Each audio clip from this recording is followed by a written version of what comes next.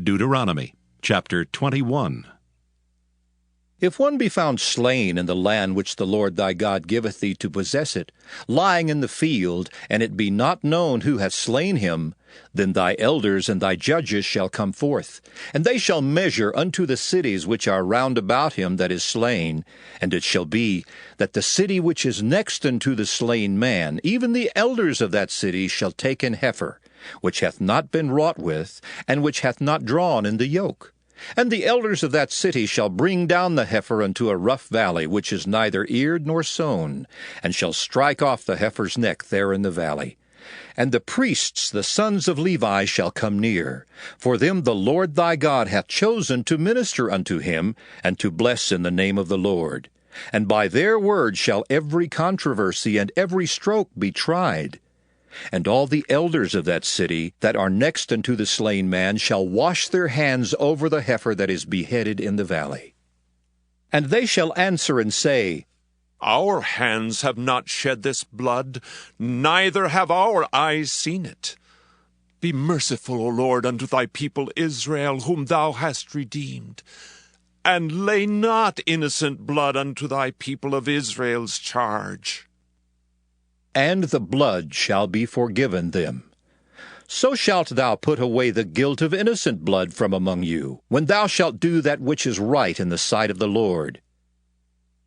When thou goest forth to war against thine enemies, and the Lord thy God hath delivered them into thine hands, and thou hast taken them captive, and seest among the captives a beautiful woman, and hast a desire unto her, that thou wouldest have her to thy wife, then thou shalt bring her home to thine house, and she shall shave her head and pare her nails. And she shall put the raiment of her captivity from off her, and shall remain in thine house, and bewail her father and her mother a full month. And after that thou shalt go in unto her, and be her husband, and she shall be thy wife. And it shall be, if thou have no delight in her, then thou shalt let her go whither she will. But thou shalt not sell her at all for money.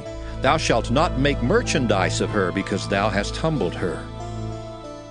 If a man have two wives, one beloved and another hated, and they have borne him children, both the beloved and the hated, and if the firstborn son be hers that was hated, then it shall be, when he maketh his sons to inherit that which he hath, that he may not make the son of the beloved firstborn before the son of the hated, which is indeed the firstborn.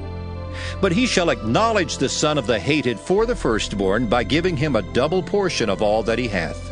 For he is the beginning of his strength. The right of the firstborn is his.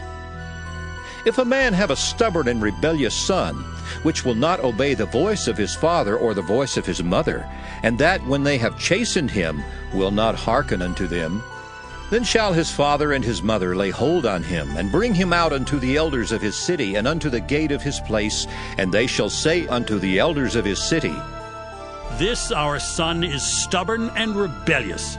He will not obey our voice. He is a glutton and a drunkard.